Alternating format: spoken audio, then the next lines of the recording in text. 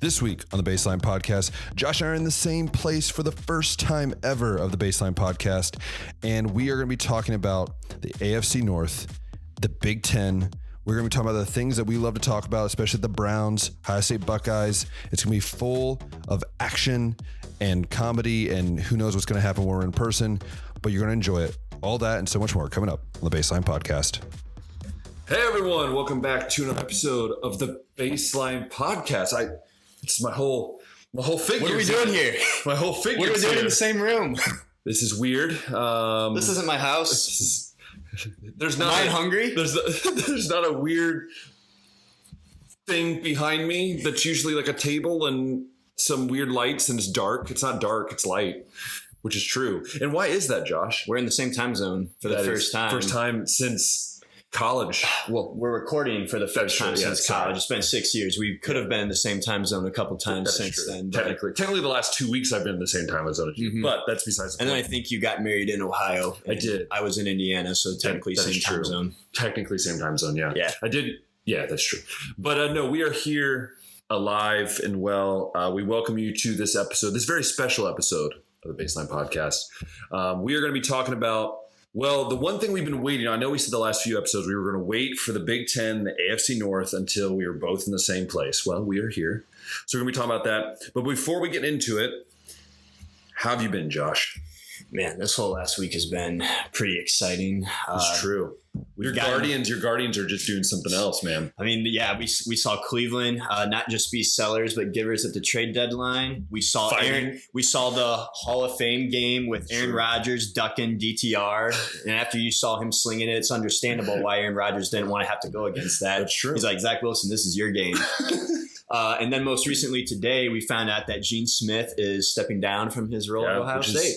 Which is huge. And you also forgot about the fight. I mean, not to mention the fight, the Jose Ramirez fight. Yeah. I mean, they have to win something. They're giving something, but at least they got to fight. Yeah, they got really quick. Like GV Artwork, I think it is, came out with T-shirts the next day that are selling. Yeah. Like I was at the Reds game while we're recording this. I was at the Reds game the night before, and they had like Ellie De La Cruz shirts, like Ellie's good at baseball, which right now he's not, but that's besides the point.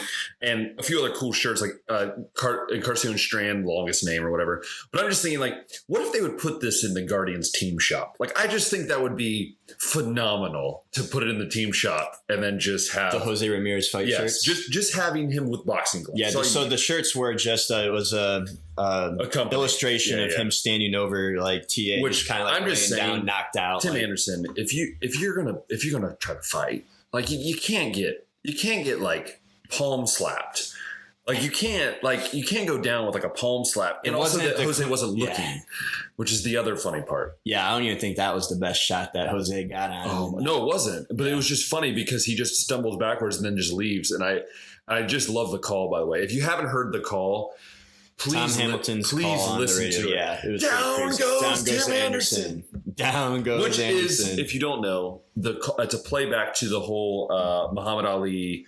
It's Muhammad Ali, right? Was it Muhammad Ali Foster match? I think it was. Was that the call that was based? So an old boxing match was like what he based the call off, which was just phenomenal in that part. Between him and the Reds announcer, it's just those two guys have it going on. That ball had a family. Still one of the greatest calls of all time.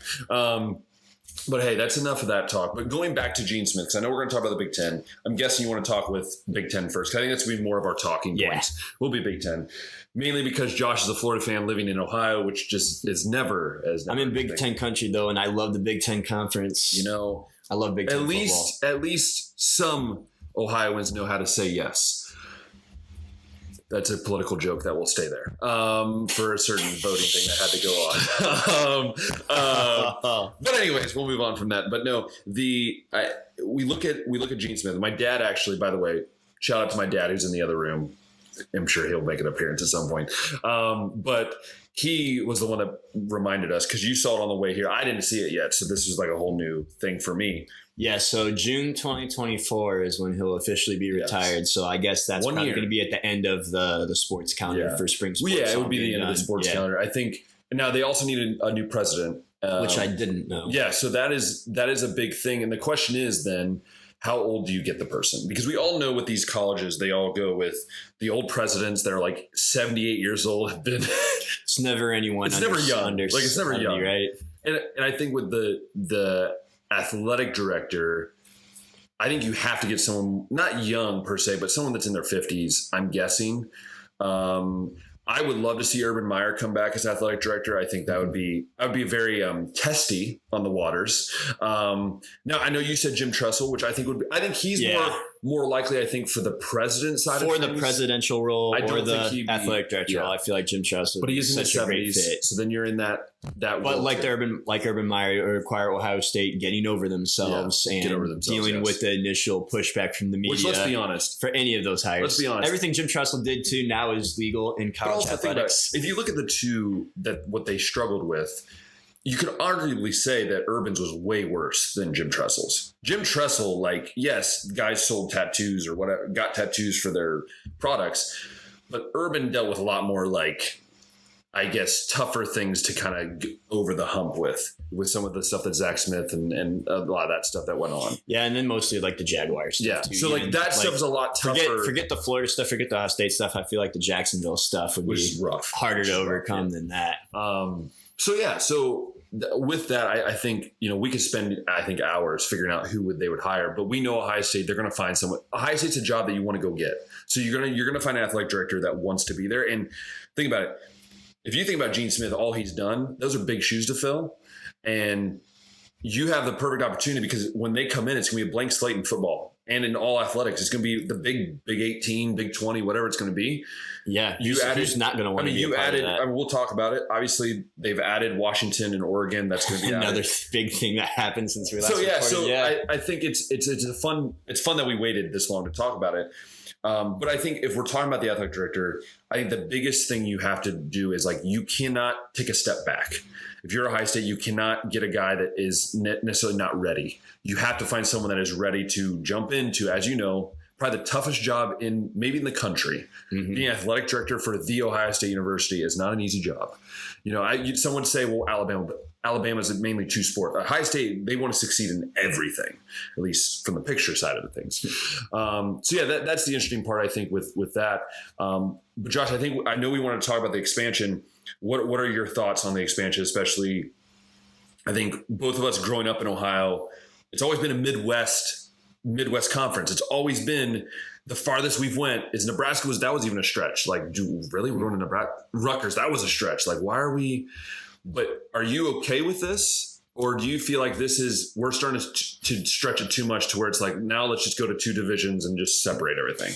Yeah, overall, I'm not really a fan of the whole 2 or 3 mega conferences because the Big 12 also added a lot of basically the other. And the ACC is talking about adding Cal and Stanford, which would just be weird. Yeah, the Pac-12 I think is definitely gone. They're done, yes. Also, fun fact, I didn't realize how far away flights are, but I guess from New York to London is the same flight distance as USC to Rutgers would be. I know. Could be fun times there. We'll see how in time how much the travel ends up impacting or is overblown. Football, I think, is going to be fine in all of this. It's just those other non-revenue generating sports that I think are going to be. Someone said, what was it? At risk. Was it David? I think it was the guy, Crane & Company to say it. I don't remember who said it, but they were imagine if you're the rowing team of the USC. And USC's rowing team going to Rutgers or Maryland. For a comp. It's to me, it's unless you're willing to take the TV money from football and split it up with all the other sports, which most schools won't, you know that. They're going to focus on their main things. And whenever someone tells me, let's think about the athlete. Come on. When has the NCAA thought about the athlete? I was a part of a basketball program in D2 level. What's the NCAA even anymore, dude? Yeah, they don't have any say in any of this. The conferences are making all these decisions. They're running the show. You think about it. It's going to be the ACC. They run the playoff. It's going to be the ACC. It's going to be the Big 12, Big 10, SEC. Those are the 4 conferences it's going to be. Because I think I do think the ACC will land Stanford because Stanford just doesn't want to end up being nowhere. Oregon State's in a weird spot because no one wants Oregon State. Yeah, Oregon State and Washington State. They're in a weird spot. Those two, I wouldn't be shocked if they join the Mountain West. I thought someone was very interesting. I think someone on Fox or someone said, Mountain West should be smart, drop down a division, and then just dominate the FCS and just dominate it. Just think about what's the point of having the Mountain West, the Conference USA, like the MAC, like these teams. Like, what are these teams going to do? All the money's gone. The money's going to be away from them. Yeah, it's going to be interesting. Yeah, because if these big conferences decide to just do conference-only schedules eventually, then that's going to get rid of all the funding for those smaller teams.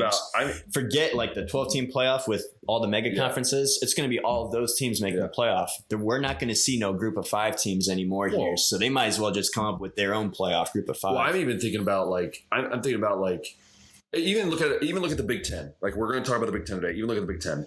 What's Rutgers going to do?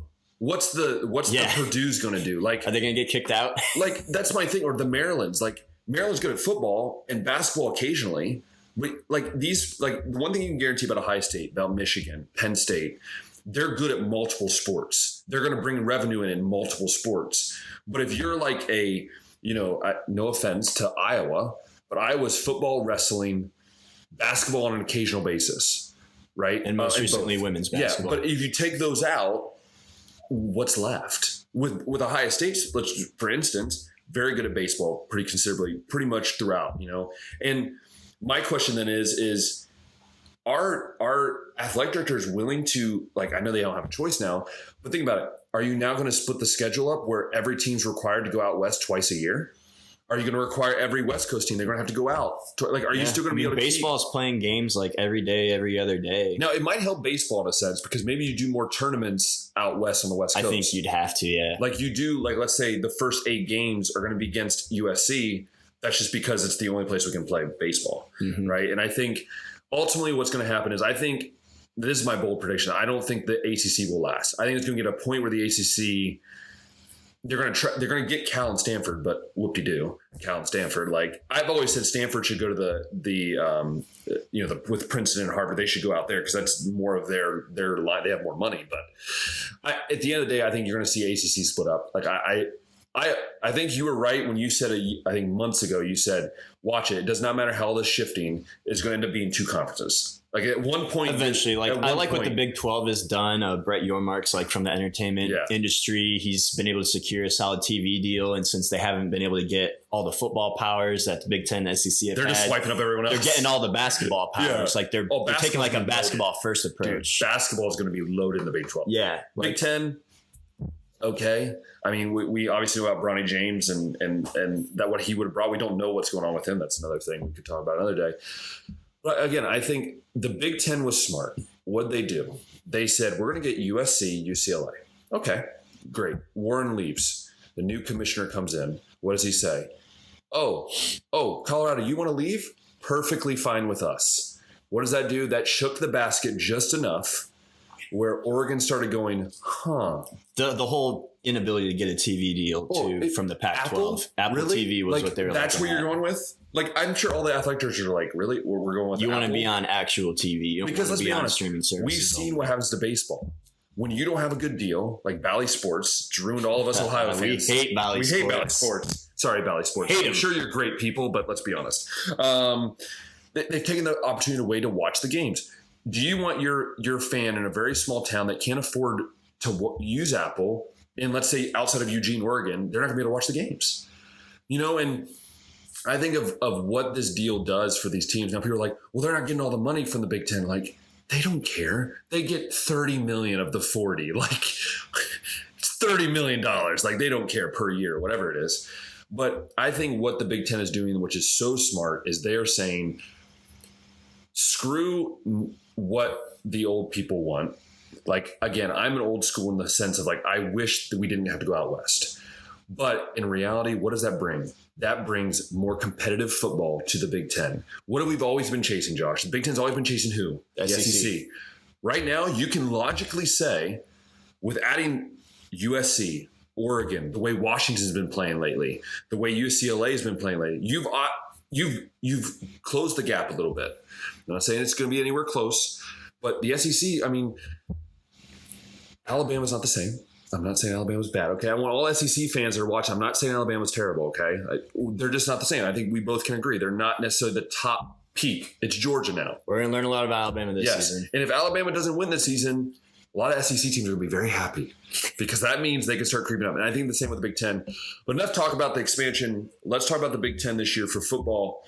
Josh, who should we start with? Do we want to start with the champion? Do we want to move our way down? I'd like to start off with a couple questions that I've been thinking about. All right. For the Big Ten. So also, if you hear my dad yell an answer, it's probably because he's trying to get his voice in the matter. So the first one, and then kind of like a follow-up after that. So the first question, is there a bigger gap in any other conference between the Big Ten's top tier and its next tier down? The top tier being Ohio State, Michigan, Penn State. And then you have to drop down to like that Iowa, Wisconsin, Maryland tier. I would say. Is that bigger than, say, in the SEC where you got Georgia, Alabama, and LSU at the top, and then you go down to like South Carolina, Ole Miss, Vanderbilt, Tennessee, that second tier of teams? I would say this. I think the biggest thing in the Big Ten is that you have. I wouldn't say like.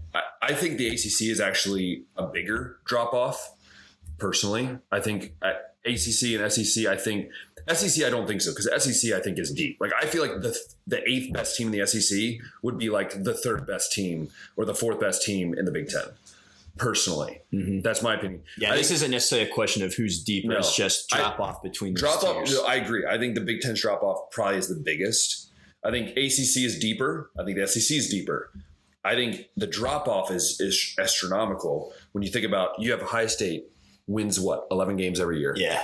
Michigan, 11, 12 games every year. Penn State, 10, 11 games every year. Then who do you got? Like this year, I think Wisconsin's going to be a lot better. I think Wisconsin's going to be a team that could win 8 to 9 games. But outside of that, there is no clear, like, this is a really good team. I would take those top 3 teams against the SEC any day. I cannot say that about any of the other teams. Can you look at Iowa or Wisconsin and go, oh, they could be competitive against Tennessee? No, I don't think you can. I think that'd be that's the way I would answer that question. Defensive side versus offensive side, but that's why I would answer that question. Would be, I try to, if we're going to compare that drop off, that's how I have to compare the drop off. The best conference in football right now is SEC. So can the lower teams, let's say, let's pick Michigan State. Can Michigan State go down to SEC world and beat Mississippi State? I don't think so. Do you think Iowa or Wisconsin, even though they have good defenses, do you think they could go down to Auburn and beat Auburn? No. It'd be a dogfight. Because the athletes outside of the top 3 teams in the Big Ten, the athletes are not as good as the athletes in some of the worst teams in the SEC. It's just fact. Because you don't see Wisconsin going down to Florida and getting guys, or Mississippi or those places. You see Ohio State doing it, see Penn State doing it, Michigan doing it. That's been my biggest issue with the Big Ten. They're so stuck on, not that I'm against academics, I'm a teacher, but they're so stuck on that it has to be this certain way that it's really hard for them to go stretch past it. Okay, let's get a guy that has a 2.9 GPA or a 3.1, not a 3.8. And then the other thing with Wisconsin too is they play a similar style of football to Michigan, but they're an inferior version. Exactly. So they don't have the best athletes. Yeah, they're never going to have the best athletes. Yeah. I mean, think of a time when was Wisconsin good? When they had a really couple good of those running back. Paul Chris seasons when he first got Where were they there. from? Were they from Wisconsin? No. Most of the running backs they got were from California, Florida. I actually don't know. You have Melvin, check, you think of Melvin Gordon, Monte Ball, like those guys. I don't know. Yeah, so I trust you. So yeah, those things. That's how I would answer that question. I think that's my opinion on it. I don't think there'll ever be. I think there's always going to be a huge drop off in the Big Ten. Until these teams change their pattern. I mean, you'll never say like until obviously USC and that's going to change then. But until they get here this year, I can't say, man, I'm going to take Northwestern down there to Vanderbilt. I still think Vanderbilt beats Northwestern. Especially this version of Northwestern that we're about to be looking at. I still think Vanderbilt could compete against Nebraska. I think Vanderbilt could compete against Rutgers. Nebraska is one of those teams that can compete with anybody. So that's my answer to that question. All right. So following up to that, this might be difficult for an Ohio State fan to answer, but it's always difficult for me to answer these kind of questions. In your lifetime, Ben, preseason, is this the closest that Ohio State, Michigan, and Penn State have all been to each other? And let me paint you since you've been alive. Let me paint the picture. Ohio State coming off back-to-back losses to Michigan. They hadn't been able to be in the Big Ten championship game. Michigan's coming off of obviously back-to-back playoff appearances, Big Ten championships, and Penn State who their fans have always insisted has been a quarterback away. They've been on like Sean Clifford basically since I've been 4 years old. Now they have Drew Aller, who's a kid that Ohio State typically would recruit. Yeah. Had the whole Quinn Ewers thing that like happened. But if Penn State's truly one quarterback away, this could be an interesting team. So preseason, Penn State, Michigan, Ohio State, is this the closest they've been to each other? I would say, lifetimes? I think between Michigan and Ohio State for sure. Like, I think those two teams, this is the closest. I think this is the first time I can logically say it's a coin flip.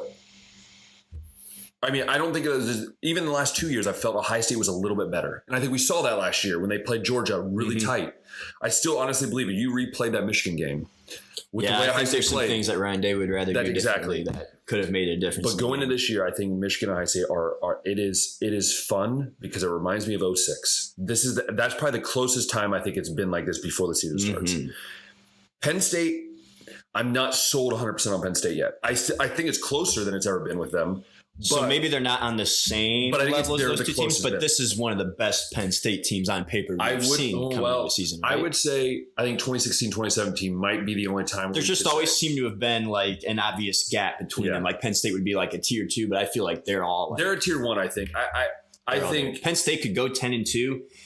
Be the third or fourth best team in the country, but since they're 10-2, nobody's going to look at them that way. So I would say it is the closest, but I would more say that it's been the closest with Ohio State, Michigan. Fair enough. That's what I would say, in my opinion. So after those questions being said, I guess we can go through those three teams. Since it's probably going to be one of them that's going to win this conference. You mean it's not Northwestern, Josh? I mean, you're not believing in Northwestern? I had to look beforehand to see who their head coach was because I hadn't heard that they got one, but they got one. They got a guy for an interim coach right now. The intro is the defense coordinator, and then they brought on the guy that coached for the USFL champions. I forget the team name.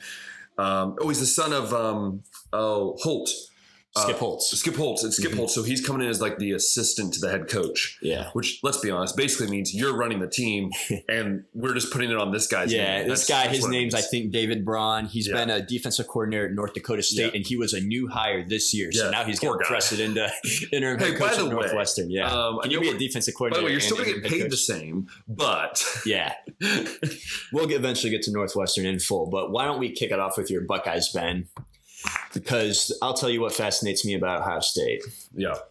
We don't know anything about Kyle McCord or Devin Brown on the field yet. Yeah. We also, since Ryan Day hasn't announced a starter, know who's going to start. Yeah. I feel like it's going to be He's keeping close to his chest. He's keeping it real close. I feel like it's going to be McCord. But quarterback and the tackles, two of the most important positions on the offense are positions Ohio State's going to have to fill this year. Yeah. Everything else on offense looks like it's going to be taken care of. Probably the best group of skill position players in the country. Sure. And the defense you would have to figure is going to take a step forward since it's like basically everybody last year and they learned Jim Knowles' system. What concerns you about Ohio State coming into this season? Quarterback, I mean, I loved what Joel Klatt said. I listened to Joel Klatt. If you don't, go listen to what he said about Ohio State. People were asking, like, is he worried about the quarterback position? Most non-Ohio State fans would say they're worried about the quarterback position. But I love what Joel Klatt said. He said, when have we ever seen a first-year quarterback struggle with Ryan Day? We haven't. Every first year, Justin Fields, success. Look at C.J. Stroud, success. Might have been a little hiccups in the beginning, but that's like a truck, right? Your truck that you're learning how to drive, it's not going to be perfect the first time you drive it. And then even as a coordinator, you can go back to Dwayne Haskins. First-year starter, finishes as a Heisman finalist. Exactly. So what I'm saying is I'm not worried about it. My gut is it's going to be McCord. I know that Zach Smith and that group really believe it's going to be the other way. But I can't see Ryan Day going against a guy who's worked his butt off for the last few years. He's got a chemistry with Harrison. Like, are you going to just scrap the fact that these two dudes broke records in high school together?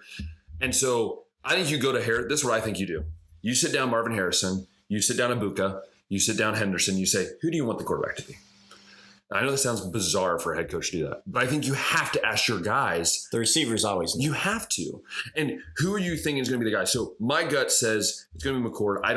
I think Ryan Day is being smart. He's not. He's keeping it close to his chest. He is not saying it. I think he's smart. Well, this is typical Ryan Day, too, because even when everyone knew Justin Fields was going to be the starter, he waited until like the end of camp to announce Justin Fields their starter. And it's like, yeah, we already knew because that, if it's Devin Brown, it's going to be more of a running system. If it's Kyle McCord, you know it's going to be the same as C.J. Stroud system.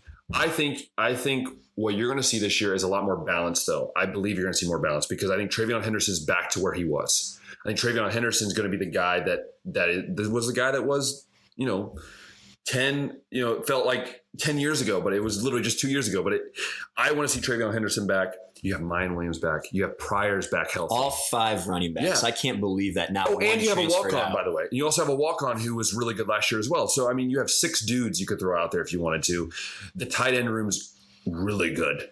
Surprisingly, sneakily good. Mm-hmm. I am worried about the tackles. I'm not worried about the interior. I think the interior will come along its way. That's where I'm really worried because I think you lose DeJuan Jones, which we saw what he did with the Browns in preseason. I mean, the guy's a mammoth. It is preseason, but 35 snaps without allowing a pressure. Unreal, dude. He's a mammoth. Mm-hmm. You lose Johnson. You lose these 2 guys. Who's going to step up? You have a lot of young dudes that I think are studs.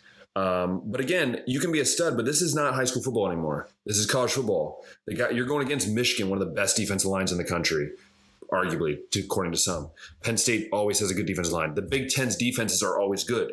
So the question is, can you find 2 guys that they're comfortable with? Is Ryan Day comfortable with? I do not want to be. I swear, Josh, I do not want to be seen the first week they're rotating tackles in, because if we're at that point, then I'm going, oh boy, this is gonna be a long year. And someone asked me the other day, do you think they'll rotate quarterbacks? I don't think so. Because that's not a Ryan Day thing. That is a Jim Harbaugh thing. It's been an Urban Meyer thing too. Yeah, but I don't see him doing that because he wants the consistency to land without. So offensive side of the ball, that's what I'm worried about. Can they find out the tackles? Will it be Mahalski? Will it be some of these other guys that are roaming around? I've heard Luke Montgomery thrown in the mix too. Luke Montgomery is a guy that I'm excited about. He's from my dad's hometown, Findlay guy. I think he secretly might be on track to be that. If he can be that guy, he could be Orlando Pace where he starts 3 years in a row and be that guy for 3 years, So to me, I'm interested to see what happens on the offensive line. Defensive wise, you have to get it right. You have to get it right. I mean, you have to get it right. Enough of the defensive lineman rotations. Let's just put the best players in the game. The secondary needs to not get burned. I don't know what needs to be done to fix that. Well, I think that was always, I think, the biggest frustrations. These are my top 3 things for the defense. 3 things. 1, Denzel Burke needs to be Denzel Burke, not some dude who knew who he was last year. Denzel Burke needs to go back to his freshman self. I think you need to find that second corner. Who's it going to be? Who's going to be that lockdown guy? And then can the defensive line just rotate in a normal 7-man rotation? Yeah, don't have I know Johnson loves to rotate his 10 dudes, but dude, we're here to win games. We're not here to play powder puff football.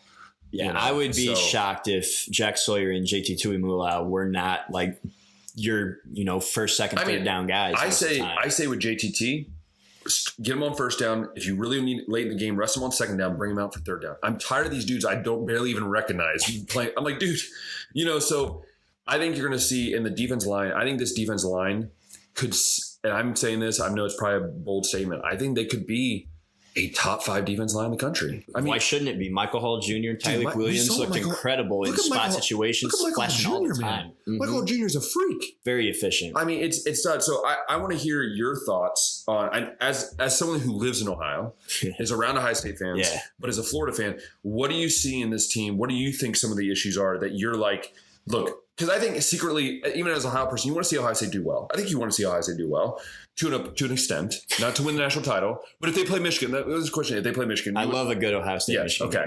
So in order to have a good Ohio State Michigan game, you need to have success. So what are you saying looking at this team going, they need to have success? What do they need to do? Yeah, the biggest gripes I hear everybody always talk about is the veterans, regardless if they're the best player or not, are getting into the game first. We didn't see a lot of CJ Hicks. And then I think a reason why we didn't see a lot of those younger defensive linemen is because of the rotation there too. Like there were some seniors that need to get their fair share of snaps too. Okay, by the way, do you hate that? Like, and not just in college football, but like even in high school. I hate it. I hate it. It's like in high school I get it more, but in college it's like there's a lot more on the line. Oh, what I hated though is like in high school specifically was running to the playoffs. And they're like, well, these seniors, it's their last chance. I'm like, who cares? They weren't good enough to get. They weren't good. Yeah. So so in college it just frustrates me because it's like JTT should be out there every play. Yeah, Sawyer I feel like him and Sawyer, play. like those are guys that I would have expected by now to be. If they can't be out there every play, then they have an issue. Like they need to fix. Mm-hmm. So To me, I think that's the big thing. What would you say? Like, do you feel like watching Ohio State last year? Do you feel like they can fix the issue with the defense? Do you feel like they were closer than they were the year before? Or do you feel like they're still about the same against big teams? It's a lot of the same personnel, so I would think that they're not going to be any worse than last year. Yeah, they can't be. So I guess time will tell if it's the system that they just couldn't get figured out, or if it was just I guess malpractice with the personnel. I mean that Georgia game, they were a kick away. I mean, the defense played sucky in the second half, as we both talked about, but they kept them within against that very good Georgia team. So again, it's going to be interesting. And we know Jim Knowles loves his safeties too. So is it going to be Lathan Ransom, Sonny Styles, and Igminosa out in the back? This is what I think. I think Sonny Styles could be the breakout star in the college football. Yeah, I always forget that Sonny Styles is not really well known outside of Ohio. Like, to me, he's already like an established player on this defense, even though he's really not. Last year, he was an early enrollee, 17 years old, playing meaningful snaps in the Georgia game. Give me your X factor for the offense and your X factor for the defense that has to be above what they were last year. That has to be above what they were last year? Or not above, but they either could keep the momentum or, be a little bit better. Let's, since I'm assuming that Kyle McCord won't outplay CJ Stroud, and I'm assuming Marvin Harrison Jr. and Egbuka are going to be themselves, I'm just going to say TreVeyon Henderson. Because the whole reason why 5 or 6 running backs were playing last year is because of health. Yeah. And we saw TreVeyon explode as a freshman. Yeah, unreal. So I would just look for consistency at running back, and TreVeyon returning to like his freshman self, like what you're hoping Denzel Burke does. So TreVeyon Henderson, X factor on offense. I would say TreVeyon as well. Like I think what hurt Ohio State last year is their run game was not where it needed to be. I'm not saying it was bad, but in the Georgia game, like they relied on CJ, and I know it's with the offensive line as well, but you have to be able to run the ball you have to be balanced, right? And that's what Georgia did best. They were balanced. So I'm going to say, if TreVeyon can run for 1,000 or get near 1,000, I don't think he'll run for 1,000 because they'll rotate backs. But if he can run for 900, be an effective pass catcher out of the backfield, I think it's going to be a really big thing. My X factor for defense, I'm going to go Sonny Styles. Like I think Sonny Styles can be that guy that can play that nickel safety, kind of that guy that comes down as we've seen in the past with Jim Knowles' defense. It's really good. I think you'd see Sonny Styles. I think that's my X factor on defense. If they can get a guy like that, and I might even throw in there Eichenberg as well. Like if those two guys can be that X factor voice, hitting hard, making a difference, that's what I'm going to say. I was actually going to throw JTT out there to be the X factor because, and this might have he needs to have more sacks. He needs more sacks. Yeah, I think he had 4 or 5 last year, and 3 of them came in that Penn State game. Yeah, so we saw in that Penn State game like what that guy could be capable of. And last year, whether it was because of just how many guys you were rotating, you didn't have that Chase Young impact edge guy. You didn't have that Joey Bosa, Nick Bosa type. So I'm looking for JTT to be that next great Ohio State pass rusher. Yeah, I agree. I think I want to get back to the Vernon Golston, back in 2006 when he had 15 sacks in 1 year, right? Like I want to see the Chase Young, the Vernon Golstons. Like I want to see that again. It's fun to see a defensive end that just dominates. Sometimes that can fix some of your issues in the secondary too, because the quarterback is under pressure. Think about it. What if Sawyer gets 8 sacks, JTT gets 8? That's deadly. Both sides of the. Yeah, if what are you going to do? 8, I mean, I'd take 8. And then you take Michael Hall in the middle, who's also a great pass rusher. What are you going to do? Mm-hmm. Then you blitz Eichenberg. I mean, it's scary. Steel Chambers, another guy we didn't talk about, which I think is very key. Yeah, I feel like we could talk a lot about Ohio State, but since this is a Big Ten, I know, and not an Ohio State preview. What would you say? Well, what would you say about the record, though? What do you think the record will be? Man, I mean, like I said earlier, I feel like this is the closest Michigan and Penn State have been. Part of me kind of wishes for an 11-1 for all 3 of them, and it's like circular, where say Ohio State beats Michigan, Michigan beats Penn State beats Ohio State, so we have like a crazy tiebreaker. Then like that 2008 Big 12 season, I think it was, with Oklahoma, Texas, and Texas Tech. Yeah. So Ohio State's toughest games on the schedule are definitely those Michigan, Penn State games, and then the Notre Dame game isn't going to be easy as well. Which they don't open up with this year, which is great. Right. They open up with Indiana. That's week 3 or 4, I think. Yeah. So I'm going to go. I think I'm going to go. You know what? Screw it. I did it last year. I'll do it again. I'm going 12-0. Screw it. I was on the 12-0 train last year. You can't lose 3 in a row. Like I just feel like you can't lose 3 in a row to Michigan. I think they'll beat Michigan. I think they'll beat Penn State. I think they're going to beat Notre Dame. I think they can beat them pretty bad. That's just my gut feeling, because the way they dominated last year with not a great start of the season, I'm gonna go 11-1. partially because I want it to happen in that scenario I just described, but also just I'm not as sold out as you. And I thought last year's team was going to be that, and I mean this year's team definitely could be that. Yeah. But it's just so hard to go 12-0 all the time. And but I figured if I say 12-0 enough, it's going to finally happen at one point. So. Yeah, and I mean it would be a building block, I guess. Like would they go 10-2, then 11-1, and then maybe this is the 12-0 season. I'm going to go 11-1 though. So with that, we're going to shift over to Michigan. Let's talk Michigan. Now, Michigan is one of those teams where it's Jim Harbaugh. He can't win big games. Hasn't been able to win We've big known games. that. And David Cohn, by the way, shout out David Cohn. My wife and my brother and I had breakfast with him in Nashville. And one thing he said was Harbaugh can't win the big games. He hasn't. And I'm pretty sure I read somewhere that if he loses a bowl game this season, whether it be the playoff game or whatever New Year's Six game they get to, that would put him as the worst losing percentage in like head coaching history. Yeah. It's been that bad. So my question to you, Josh, as someone that watches Big Ten football quite a bit, if let's say Michigan goes undefeated, but they get destroyed in the playoff again, do you as Michigan go, maybe we should change this up? Yeah, it's tough to say. Because you went 12-0. You beat Ohio State. You went 12-0 the year before. Yeah, so... It's interesting. But let's look at the team. You would have to wonder, though, like 3 straight Big Ten championship games, 3 straight blowouts in the playoff. It's like, is this as good as it's going to get? Yeah, exactly. Because what is Which being a playoff team every year is pretty cool. About it. Ohio State was closer last year to a national title than Michigan, technically, if you look at the scores. Ohio State was closer, even though they lost to Michigan, was closer if you look at the scores and the way they competed against the SEC. And that's, by the way, Michigan didn't lose to an SEC team. Lost to a Big 12 team who then got slaughtered. Executed, so however you want to say it. How do you look at that? That's the question. Yeah. That's a big question for this show. The other thing that you got to think too is Michigan's had some pretty easy regular seasons last year, and it's going to be the same case again this year. Not a whole lot of out-of-conference competition. Once USC, UCLA, Oregon, Washington join the conference, and you're actually going to have maybe 2 more games you got to be concerned about, 2 big games that you're going to have to be concerned about. That's going to impact your ability to get to the not only the Big Ten championship game, but the playoff too. Yeah, and it's a reality. I think Michigan's interesting. It's a tough spot to be in. Like, being a playoff team every year is pretty good, but eventually you want to push the ceiling. And if you keep getting slaughtered in those games, I put it. Are you trying to be the? I'm going to get so much flack for this. Are you trying to be? Are you just trying to be the Baltimore Ravens? Like, just make the playoffs and be okay with it. And then a team that's won 2 Super Bowls, Ben. Yes, but what I'm saying, this is my point, though. My point is recently, all Baltimore's done, they get to the playoffs. Okay. And they don't make – that's what I'm saying. Like, the idea of it, or even if you look at baseball, look at the Mets, right?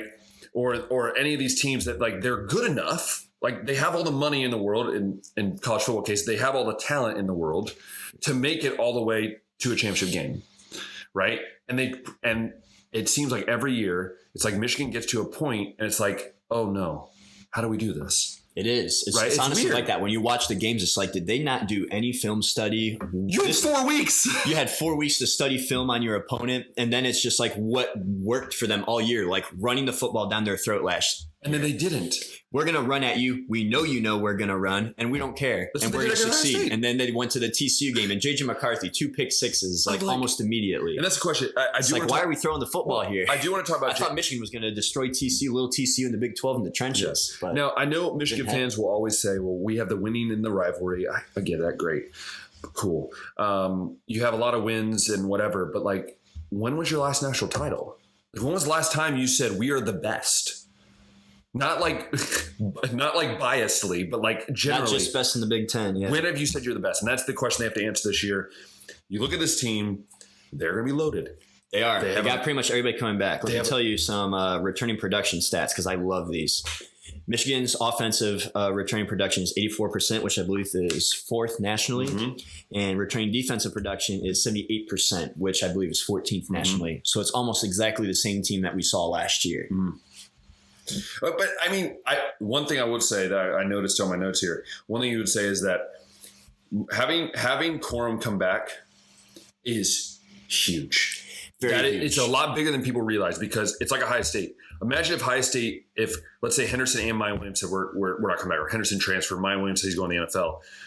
now you're down with something, right? Like, and even though Edwards is great, you have him, and I mean, now you have 3 teams at the top, the Big Ten, that have three good running backs each. Think about it. Mm-hmm. Penn State has 2 really good studs. They do. High State has 2 or 3 good studs. Michigan, 2 studs. Like, it is just going to be a crazy running game. It's back to the old Big Easily the best running back conference in the league. Yeah. And SEC fans, I've heard so many of you say that you guys have better running. I don't even want to hear it. Maybe in the past, but this season, there's no way. Not so. There's no way. Yeah. No On way. that note, too, about Blake Corum, I'm going to be curious because last year Blake Corum was like that small, like beat down the defense kind of running back. And I say that because it was like 4 or 5 yard chunks. Yeah. And then Edwards was like the explosive guy that'd come on and get, your 60-yard touchdown, or like an Ohio State game that 80 something, 70 something. I'm going to be curious if Donovan Edwards ends up being the main guy and Blake Corum kind of is supplementing as a backup, because even last year it seemed like sometimes maybe Donovan's the better overall running back, even in the pass game. I just feel like Michigan, you remember the Ohio State game? I mean, we all remember it. I think the biggest thing they did was, they just carved. They carved Ohio State like a Christmas morning turkey. I mean, ham. It's more of the term. But I mean, they did. They and that's what they do well.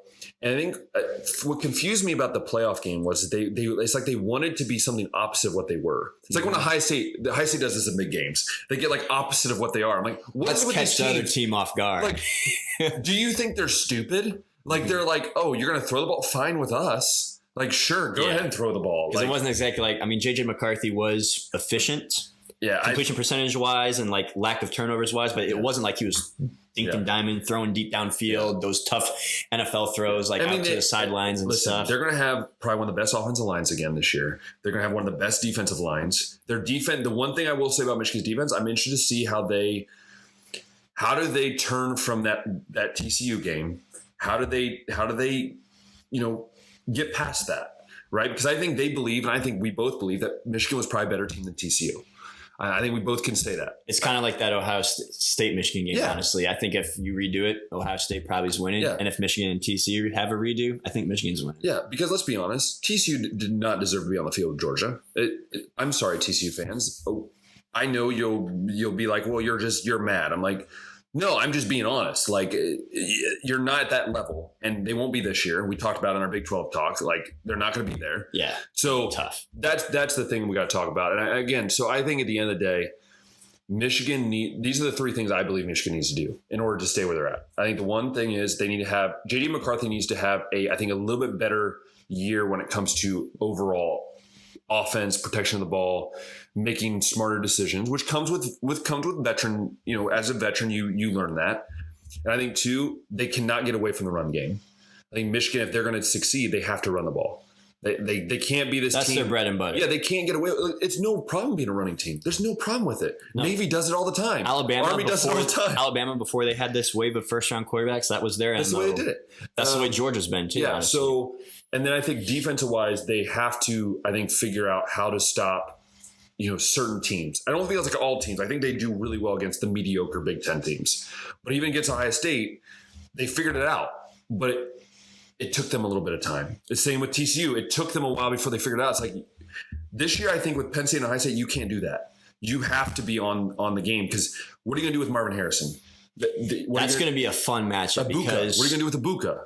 Because Michigan's secondary has Will Johnson coming back, who's one of the best young corners last year. I believe Rod Smith and Mike Sanderstill are both back too in that secondary. So now the linebackers will be interesting. I don't know much about their linebackers. Yeah, Junior Colson's going to be the big one coming back. That's going to be a big one. As far as defensive line goes, I think McGregor's back. They have a few. But Mozzie Smith is gone though. Mozzie. What a guy. Yeah, he's looking really good in camp too with the Cowboys. I mean, he looks like a 9mm bullet going through that line. Anyways. So let's give a Michigan record prediction. I'm going to go, I said 12-0 for Isaac. I'm going to go 11-1. I think they lose against Ohio State. That's the one loss. Which I think next year, if they lose Ohio State, they'll just play them again. So I think that's going to be the whole talk. We could talk about that at the end of our talk. But I think they're going to go 11-1, and I think they make the playoff. I think Ohio State and Michigan make the playoff. I really do. Before I give my record prediction, I just realized, do you think that Jim Harbaugh being suspended these first 4 games is going to do absolutely anything? No. I talked with David Cohn about this. They missed 3 like FCS teams basically I talked with David Cohn about this, and he said this is actually going to be good for Michigan. He thinks this is going to be a really a good thing for the team to learn how to win without him. Learn how to be there with someone else there leading the helm during the games or whatever. Not like he's not going to be there through the week, but just during the game wise. And so I believe David Cohn. He's been there. He's done it. So he knows what that means because I think that's important. I think that he's confident as someone who's an alumni. He believes that this is going to be good for them. Also, another fun side discussion I had with another friend who's an Ohio State fan. I think you'll like. The last time that we were talking about Michigan, like with these kind of expectations and this much coming back, was the 2007 team that had Chad Henne, Mike Hart, Mario Manningham all coming back. David Cohn. And Jake Long. And David Cohn was on that team too. Yeah. But a little bit different. The whole mission of them all coming back was to finally get a win over Ohio State, but then they couldn't even get a win over Appalachian State. Which is the greatest, greatest of all time. If you have not seen that, please go watch that. Michigan plays UNLV week 1, I think. Which could be an interesting one. I'm just throwing that out there. We've seen this before, but Appalachian State was basically the North Dakota State equivalent of the FCS at the time, and UNLV's like never winning any kind of games whatsoever ever. They did have. I just do that. I was like, wouldn't it be crazy if that happened again? But I'm going Michigan. I think that this is an 11-1 Michigan team. I think. Okay. Yeah. I mean, I think it's gonna be good. It'll be an interesting thing. But now we get to the team that could break all hearts. The team that could be the heartbreaker. I honestly believe, and I say this as an Ohio State fan, so all you think that I'm biased. This could be a team. This Penn State team I'm about to talk about could be a team that goes 12-0. I think so too. If Drew Aller ends up being all that everybody says he is, they could go 12-0. They should go 12-0. They literally could be the team that Michigan and Ohio State fans are crying over because this Penn State team not surprised people. I think not surprised Big Ten people, but surprised national people by saying like, "Wait, what? What just happened?" And this could be the season that makes James Franklin actually want to stay at Penn State because we all have heard his rumblings of wanting to leave Penn State at times. 8 returning starters on offense. Yeah, including 2 heck of running backs. Yes. That are tremendous. The big ones that I guess are gone are Sean Clifford, which I don't think anybody's going to miss. He's gone? Wait, he's not allowed to play he's anymore? He's finally gone, yes. He's not. Wait, he's finally gone, yeah. And I don't know. I can't remember if Parker Washington's back or the receiver situation. I'm going to check that real quick. Because I know the running backs are back. Their O-line. Running backs. Both running backs were freshmen last year. They have the best tackle in college football, who I can't even pronounce his name because it's stupid hard.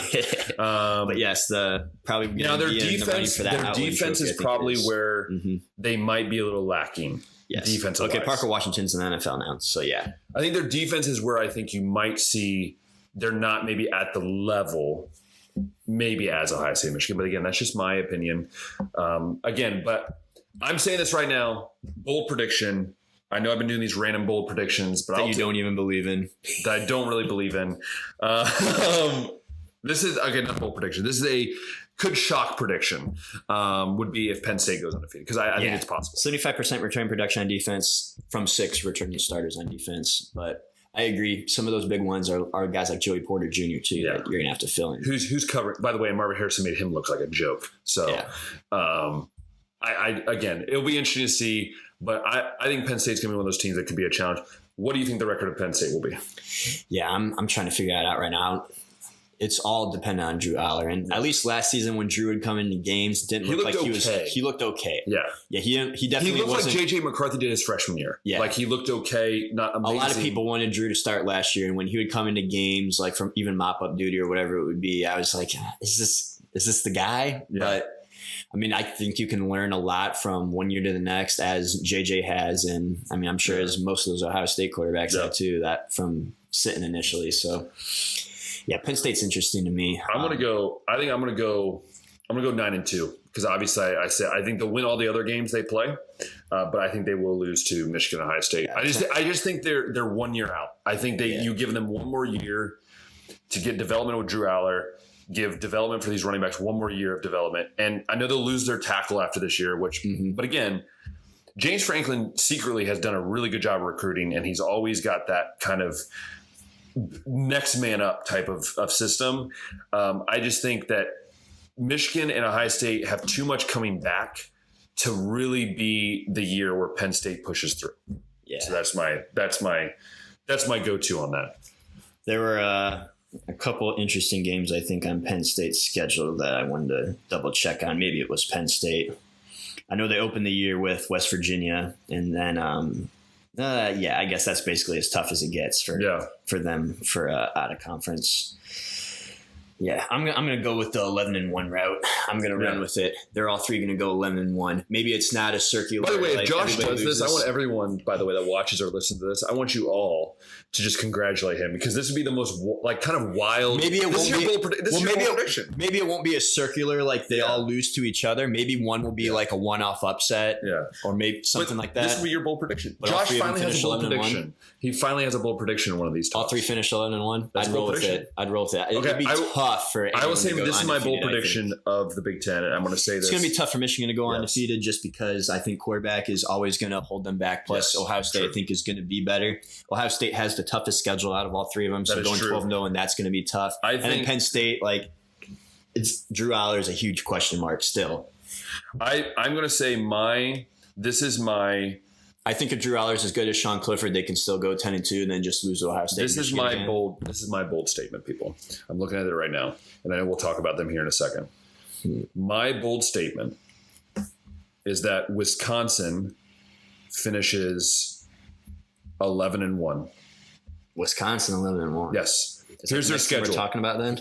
What is that? The next thing we're talking about then? Yes. Okay. I feel like it, because I think we'll talk about 4 teams in the Big Ten, and we can kind of summarize. Well, I was going to round out the rest of the East. We can round out the rest of the East, but I just want to say that's my bold prediction. You're throwing it out there, okay? Because listen, this is their schedule: Buffalo, Washington State, Georgia Southern, Purdue, Rutgers, Iowa, Illinois, Ohio State, Indiana, Northwestern, Nebraska, Minnesota. They don't have to play Penn State or Michigan.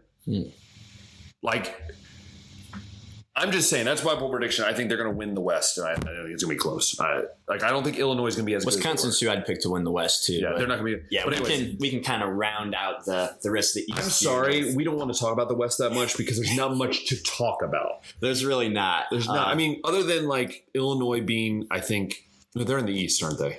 Illinois is in the West. Illinois is in the West. Yeah, Illinois could be good. They'll probably be an 8-4, 7-5. I think you're going to say the same thing with Purdue. I don't know. Guys, I'm sorry, but I can't wait to talk about it next year when we can actually talk about the best teams making the championship game and not a random team that just joins us. Yeah. So we want to go to Maryland next. Yeah, let's do Maryland. I think Maryland's going to be the next most exciting team in the East, just with Talia Tagovailoa coming back. Yeah. We also get to see Josh Gaddis get another shot in an offense. He's with his old buddy Mike Loxley. They were both Alabama at the time, and Mike's throwing him a life preserver. One last shot, bud. Everyone knows Talia's a good quarterback. There were teams that were trying to hand him huge NIL deals to transfer, and he didn't. Dude, I just want to be a guy that's a walk-on and just make a press release I got offered $3 million to go. I just feel like some of these guys, I mean, I believe him, but I feel like some guys are just I got offered $800K. I also wonder if the team was Alabama, since I think that's initially where he was at before he transferred to Maryland. True. And given the Alabama quarterback situation, if Nick was hey, if you came back, you got $1 million. And you'd get more money, yeah. No, so Maryland's one of those teams, yeah. Yeah, Maryland's got I think they got a lot to replace. They got about 60% return production on both sides. And then as far as total returning starters go, they only have 9, which is the third fewest in the Big Ten. Yeah. The corners last year were really nice. And I know the receivers were giving Ohio State some problems in that game. Yeah. But I mean, if you got a quarterback that's established, that can be a really good place to start. And I trust Mike Loxley's recruiting, which has been stepping up over at Maryland. I feel like they've been getting the DC, but they're always going to have that uphill battle of being in the Big Ten East and facing those 3 teams that we just talked about. So it seems like actually next year's going to make it worse. Next year will make it even worse. Yeah. So I feel like 8-4 is super doable for them, and that's about as good as it's going to get. I agree. 8-4. I maybe 9-3 if they get lucky, but 8-4. Julia is, I think, could be a better prospect than his brother. Sorry, I think it does help that he doesn't get hurt. But it's not just that too. I think just the way that he plays is more. He's more athletic. I think a little bit more than Tua. So I think you give that to him. But I just think Maryland's always the team in the Big Ten that's going to go 8-4, and they'll get a good bowl game, and then that's what's going to happen. Sorry, Maryland fans, that's just what it is. Also, a fun little question to throw out there: is Talia the most proven quarterback in the Big Ten this season? Given that we probably would take him over JJ, and we don't know what McCord is exactly yet, or Drew Aller. Yeah, we have assumptions, but the most proven has to be Talia, right? It has to be. Yeah, it has to be with the numbers. Yeah. Yeah, that's what I think too. Who's left in the Big Ten East? Let's go to Michigan State because you mean the team that spent $100 million on their head coach? And that head coach over Big Ten Media Day said he thinks this is the best roster he's had at Michigan State since he's arrived. So, like, is it actual roster or is it travel guys that he's shipped there? I'm trying to. The other thing about that roster too, no Peyton Thorne transferred to Auburn. Keon Coleman transferred out to Florida State. Yep. Yeah, I don't know how much Peyton Thorne will be missed, but I'm just saying, like, no, your starting quarterback that you're banking on and your best receiver from last year both decided that they're out. Yeah, Michigan State, dude. Michigan State recruiting also hasn't leveled up to the level that I would like to see. And Michigan's beating them still to a lot in the of middle, guys. low 20s. Yeah, Michigan's beating them to a lot of guys. A lot of guys. High State's stealing a lot of their guys too. Michigan State's one of those teams that either can. I think it's a team that could win 8-9 games, or it's a team that could win 5 games. Why does it sound like we say that about Michigan State every year? But it's the same every year. It's like they have a couple good games, and we're like, oh wait, they're back. And people are like, well, what about a couple years ago? I'm like, that was a fluke. Let's be honest. Like, they won 9 games, but that was a fluke. I don't see them winning 9 games this year. Kenneth Walker was a huge reason. I see them going. Oh, this is going to hurt people. I'm going to see them going 6-6. Maybe I'll read through their schedule for you because I kind of feel like they're going to go 5-7. Okay, read their schedule. So Central Michigan and Richmond are back-to-back to start the season. I feel like those are both wins. I'm kidding.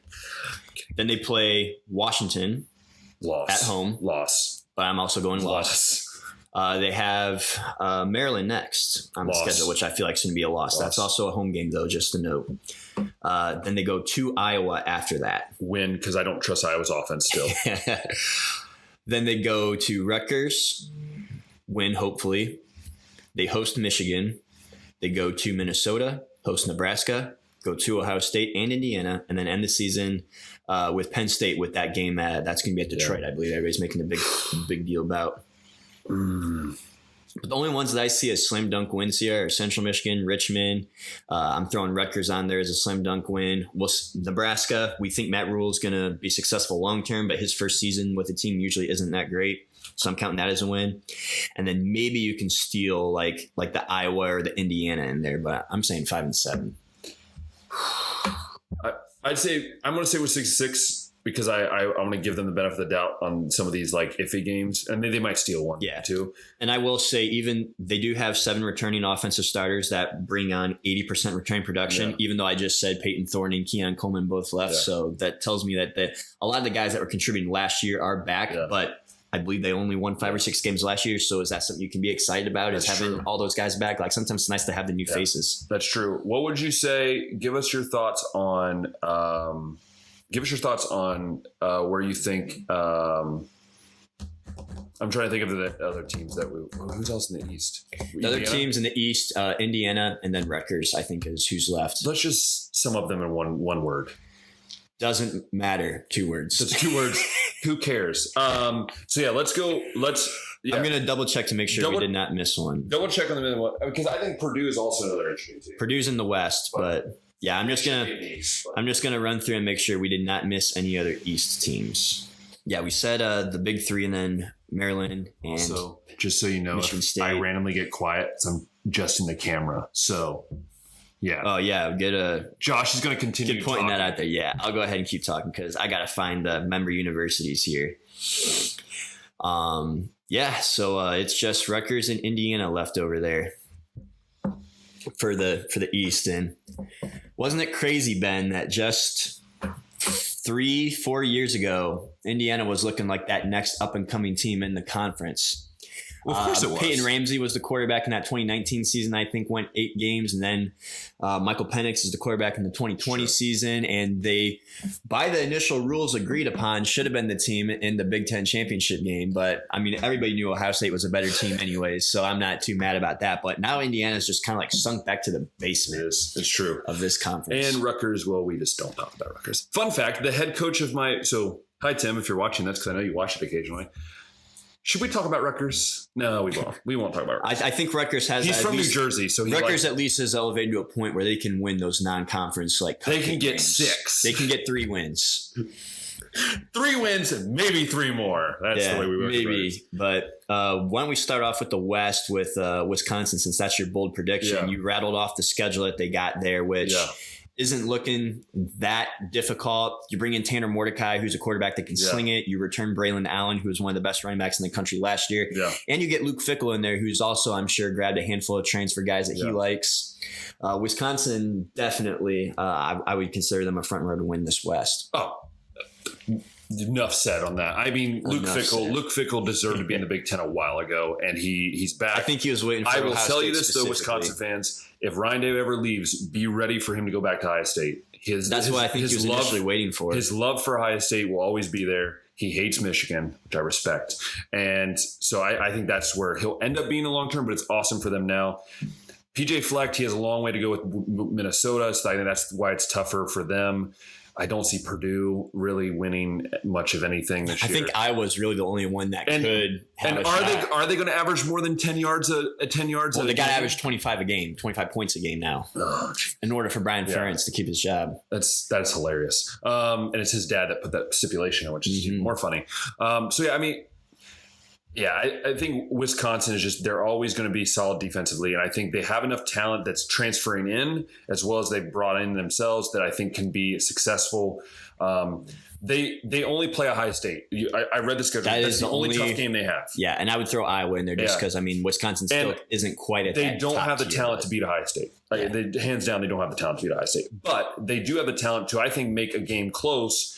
But let's be honest, the last time Wisconsin was in the championship game, it's been a little while. Yeah, remember we've what seen happened? Purdue in there. We've seen Iowa in there. You remember what happened when Ohio State was there? When Ohio State played Wisconsin in the in the Big Ten championship? Are you talking about 2019? Wisconsin initially jumped off to like a 3-score lead, and then didn't score a single point in the second half. I also might be talking about the 2014 game when you lost 56-0. Oh, going even back further there. I'm sorry, I had to. It's too fun. But yeah, anyways, that's who I think, and I think if we look at the rest of that side of the conference, there's not much. I know it sounds terrible, but can we talk about Iowa and this 25-point thing, because they did add Cade McNamara, which I hope he has a better year than JJ McCarthy, just to rub it into Michigan just a little bit. They added in, I believe, Caleb Burton, former Ohio State receiver. And they got a couple other transfers from some of those better Big Ten offenses that ends. Just were really deep at certain positions. Some defensive guys. They're going to be good. Like I think they win 9 games. Or 8 games. 8 or 9, yeah. It's just that always seems to be what Iowa can do no matter who's on their roster. Yeah. And I feel like that with the guys that they added on offense, there's been a little bit more of an effort to score, right? But let me read off the schedule here, because it's not easy, or I don't think it's going to be easy for this Iowa team. You got to play Utah State, then Iowa State, which is rivalry game week 2. Yeah. That's never a easy game. And what was that game, like 7-3 last year, or 7-2, or something weird with safeties? Was Keep that talking, the game? Josh. Yeah. Western Michigan's next, and then they have to go to Penn State. They play Michigan State. They play Purdue, Wisconsin, Minnesota, a freebie with Northwestern and Rutgers there near the end. Then they go Illinois and Nebraska, which that's a tough way to go. I think that you could count Penn State, Wisconsin as the for sure losses. And then depending on, I guess, how some of those, plays go, Illinois could be a loss for them. Minnesota could be a loss for them. Purdue could be a loss. And then we were talking about Michigan State, who you think is going to be a win for them as well. It's just that it's definitely tougher of a schedule than what Wisconsin's looking at. You got to cross conference and play Penn State, and Michigan State's more in the middle, but yeah. Talk about Minnesota. That's the next one I think we can talk about. That's probably the only other one that's actually valid to talk about. Yeah, I'm having a lot of fun with this PJ Fleck story that's coming out with if he comes into the room and the team doesn't clap hard enough for him or loud enough for him, he leaves the room and makes them give a round of applause again. Which that's oh my gosh, man, that's so weird that any head coach would do stuff like that. But Minnesota also has a pretty large quarterback who I'm going to try to find his name because it's hard to pronounce. I know his first name's Ethan, but I'll probably butcher his last name, and I'm going to tell you his height as well. It's Ethan Kaliakmanis, maybe. But I remember him coming to games last year and him being a giant, and they were talking about, I guess, having all the traits, right? Like being big and having a big arm, and then he was just a little raw. 946 yards, 3 touchdowns, 4 interceptions last year, but I believe he's going to be their guy this year. Minnesota is one of those teams too, similarly to Indiana, where it's like they were on their way, but for one reason or another, they haven't been able to maintain that, and then have taken a little bit more of a step back. So but I think in general, I mean that is pretty much the Big Ten, and I know that sounds crazy, but we did the same thing with the ACC, and we did the same thing with the Big 12. There's only a few teams, so I think we'll say this about the Big Ten to kind of wrap up the Big Ten, as we've been talking about the Big Ten for a while. Do you want to talk a little bit about Illinois? Not really, but. Not really. Okay. I mean, I would just say this about. I know Chase Brown isn't back, but it seems like they're doing the right thing. One thing Brett Bielema has always gotten, even at Wisconsin, is building the linemen, the trenches, being strong there. Yes, he looks like a lineman himself, so he would know better than any of these other head coaches how to build a line, I guess. And that's, I think, going to keep Illinois. It's what kept Illinois competitive with Michigan last year, I think. It's true. And I think Illinois is going to be one of those teams that is going to be right there with the best of them in that West. But I think just some of the Big Ten, obviously next year is going to be completely different. And we could spend hours talking about that. And I think we will and as we get closer to that time. But obviously there will be no divisions next year. You have UCLA, USC, Oregon, Washington, all those different things, which will be awesome to see. But we'll talk about that. But what we will do is for the rest of this episode, we won't spend. We will say this. We're going to go over a couple of these briefly, just because there are things worth noting. Yes. Like Matt Rule being at Nebraska and Jeff Sims being at quarterback over there. But like I said earlier, Nebraska or Matt Rule rebuilds, I should say, usually start off the roughest and end on the highest note. He's a program builder. It's going to be a little tougher, though, with those teams that we just mentioned that are coming in. But I think Nebraska got a good guy, and don't be surprised if they're winning 8 games in a few years. That is true. So moving on to Purdue, new head coach over there, whose name escapes me, but Jeff Brown's over to his alma mater at Louisville now. And I think he did a lot of good for Purdue. They would have like super solid receivers in there like David Bell and Rondale Moore. So it's going to be interesting to see, I guess, how they move on from that. And then we can hit on Northwestern here for a little bit, I guess, just because we talked about Pat Fitzgerald being out, being an alum, loving that program. Like, it's nobody at Northwestern cares about football. I think Pat Fitzgerald is the only person that cares about Northwestern football. Winning there is going to be a challenge enough as it is, but every 3-4 years, you get a team that could go to the Big Ten championship game, despite all those circumstances you got to overcome at Northwestern of having to be a nerd to be able to get into the school, and then just not being competitive on the football field for the longest time. Like, it was 3 or 4 years in a row that they didn't win a single game. And you got this new guy in here, which, I mean, he used to be a defensive coordinator up to this point, and now he's being a head coach in Power 5 football for his first head coaching job. So it's going to be interesting, I guess, just seeing how Northwestern recovers from this, if at all. But I feel like Northwestern is dead post Pat Fitzgerald era. But time will tell. But that's kind of like a summary of the Big Ten. So it sounds like we both are going to have Wisconsin coming out of the West. And Ohio State. Who's coming out of that East, though? I don't know who's winning the tiebreaker. Because you're weird. Scenario. Because you're weird. They're all 3-11-1. So I don't know who's coming out. I'm going to go Ohio State, obviously, because I chose them. Ohio State versus Wisconsin. And I think you're going to see Ohio State beat Wisconsin again in the season to then make it to the playoff. But I do agree, at least I believe, that there are going to be 2 Big Tens make the playoff this year. I think Michigan and Ohio State will. No matter who loses or wins that game, I think they'll end up still making the playoffs somehow. Because we know the ACC. We know the ACC will screw itself over. The Big 12 will probably mess itself up again. And the Pac-12 will, it's the last year of the Pac-12. So we'll see what happens. It's going to be a fun season in the Big Ten. But again, with his tiebreaker, that's his bold prediction. Yeah. Mine's Wisconsin will. These aren't going to be necessarily bold statements, but I am going to put some projection on Kyle McCord being that guy. Yes, I agree. I'm going to put some projection on the defense being a little bit better, and then maybe somehow they're winning the tiebreaker here. Maybe they lose to Penn State, and then they beat Michigan. Is how it goes. And then they get to that championship game and win it over Wisconsin.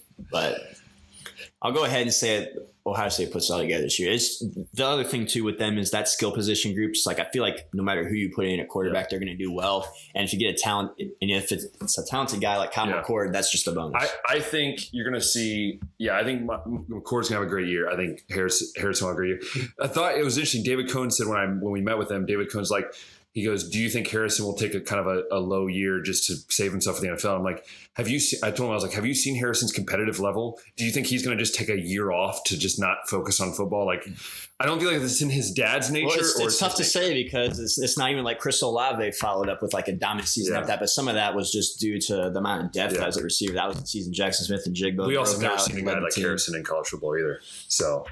Right. This is even new for a new level for Brian Hartline, I feel like, in terms of a total package. For sure. Garrett Wilson being as athletic as he was didn't necessarily have the frame, being only 5'10", and Harrison's got the size and that ability. It's good. I'll just say this. Big Ten's going to be really fun to watch this year, especially with the big teams. As we know it. The last season of the Big Ten as we know it. And it's sad, but true. At the same time. But what we will finish up. We won't talk a lot about the NFL because I feel like I forgot we get to talk about AFC North. I did feel though, like I feel like with the NFL talk, you can kind of tell that we're more college football guys in general. We like the NFL, we like watching, but in general, I think college football is just what we grew up on more. For sure. And so we will talk about the AFC North because our Browns obviously are coming off a rough year.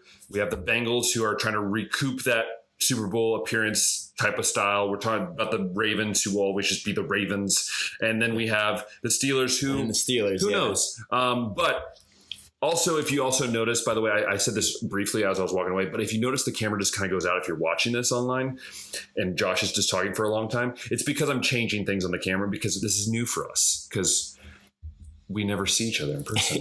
But I hope you like our viewpoints. I mean, he still looks beautiful. So anyways, let's talk about the Browns. Or let's talk about the AFC North. What is your thoughts on the AFC North? How good will it be this year? I feel like it could be one of the best divisions in football. Mm-hmm. I feel like the only team that can't win the division is the Steelers. And that's not even just because I hate them. Who would have ever thought that would have been said in a That's not even just because I hate them. I just feel like with the way that what I saw from Kenny Pickett last year and being as old as he is, he's not going to get much better than this.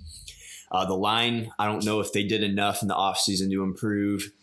All the skill position guys are young, like George Pickens will be fun to watch. I think the tight end room with Darnell Washington and Pat Freiermuth could be fun to watch, and then one of the best in the NFL in a few seasons. Got to see Najee Harris step up as well, because he looked really promising his rookie season. Because he's on your fantasy team? No, I haven't actually done a real draft yet. I've only done some mock drafts, but I think the offensive line might have had something to do with that, just holding him back a little bit. So maybe it's just you fix the offensive line. It means you get Kenny Pickett more time to throw the football. You open up more holes for Najee Harris, and then your weapons can actually do what they're supposed to do. So that's a quick summary of the division as a whole. I feel like Pittsburgh's the only team that isn't really capable of winning it this year, but I think we can make arguments for why Baltimore, Cincinnati, and Cleveland all can win the divisions, and I'll make those arguments when we talk about each team too. And then I'll give you what impressive, man. You're like a narrator, man. I'm going off to the side, dealing with technical issues. I'm impressed. When we were going through the once transition there to Minnesota and Iowa, that's when I was getting a little stuck there. But it's because it's Minnesota and Iowa. Yeah. But no, in general, I agree with everything you said. I think the Steelers is funny because I think for so long, all of us in the AFC North have just been known for the Steelers to be the top of the world. I'm just hoping that Tomlin can have one losing season. Like it's just like he gets close. He hasn't had one yet. Boom. That's the only reason I think he still has a job. That's 100%. Who knows? Bill Cowher might come back.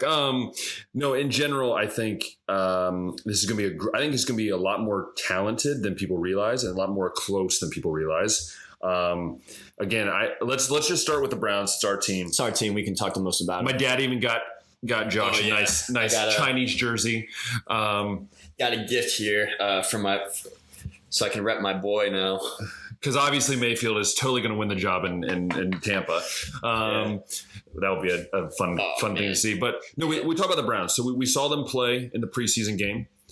We obviously saw them play in the preseason game. And we also saw guys that probably won't be playing on the week one roster that'll be in that game. That is true. Other than maybe DTR as a backup. DTR, by the way. Jones can we talk or start? that?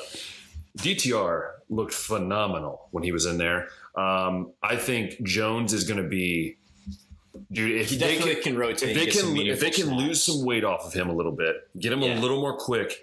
This man could be a very good addition for a 4th round pick. Weipler looked really good at center. Looked really good from my perspective. It's always tough to see in these preseason games because you can never tell if it's the 100% the team or, obviously it's backups and stuff. But in general, I look at this Browns roster, and I know we talked about it a lot last year. They needed to figure out something to do with the opposite side of Garrett. Someone needed to be on that opposite side of him. I think they did that with. They got Zadarius Smith. Who I think is going to be very underrated signing. Very underrated signing. Yes, all you had to do is get up 2/5. That's which is perfect. I am worried about our defensive backs just a little, especially in the safety world. Delpit at times looked great, other times looked trash. So which Delpit are we getting? Are we getting the amazing Mongolian barbecue version, or are we getting the Wendy's version? Like, which one are we getting? So that'll be interesting to see with him. I'm interested to see also with if I look at the team in general, trying to figure out like the linebackers, are they going to be healthy this year? That's another issue. I know that we both health talked on about the defense as a whole. Because Greg Newsome and Denzel Ward hurt all the time. A handful of games too. Newsome wearing the number 0. Fun little story there with which I just hate, but that's besides the point. You look at the receive. Then if you go on the offensive side, I think the offensive line is going to be good, just like it always is. It's going to be one of the best in the league, as it has been. Nick Chubb. It's going to be Nick Chubb. I am worried. How do you say his name? Jermaine Ford? I'm worried a little bit about the backup situation in the running back room, just because it's unproven right now. I like Kareem Hunt being there because you knew what you're going to get with him. Yeah, Dearness Johnson now, I believe, is with the Jags. Yep. Hunt is on sign, just like every other star free agent running back is. Just get Zeke. Bring Zeke in. Could go get Zeke, yeah, but it sounds like Ford is going to be the guy. Yeah. So as the backup. You have him. You have Felton still there as a backup. Wide receiver wise, you have Amari Cooper, who we both loved what he's been doing. Consistent, if nothing else. You bring in Elijah Moore, who I think is going to really step up. Yeah. I thought he was solid with the Jets last year. Jonathan Peoples-Jones. Yeah. Njoku. I mean, they're more loaded than we realize. But the biggest question, Josh, I know we'll talk about it, is which version of Deshaun Watson do we get this year? And I think that's going to ultimately determine if this team is winning the division or if they're finishing third. 100%.